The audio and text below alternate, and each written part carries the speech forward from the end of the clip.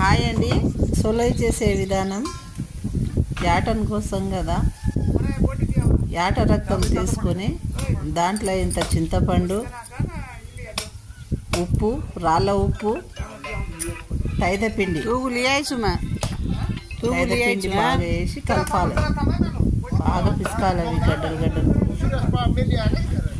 ఇది పిసికేటప్పుడు మాట్లాడకుండా చేస్తే మంచిగా కుదురుతుందని మా బంజారాలో నమ్మకం. ఇది బోటి ఉడుకుతుంది.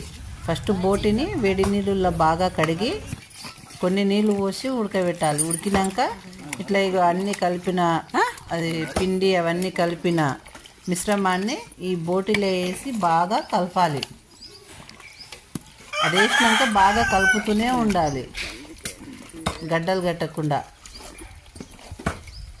ఓ 5 నిమిషాలు బాగా కలపాలి. ఒకవేళ గట్టిగా అయితే కొన్ని వాటర్ పోసుకోవచ్చు, లేదంటే మంచిగా సరిపోయిందంటే తర్వాత వాటర్ ఏం పోసుకొని అవసరం లేదు. ఇది కొంచెం గట్టి పడ్డది కాబట్టి మా యారాలు కొన్ని నీళ్ళు పోస్తారు దీంట్లో.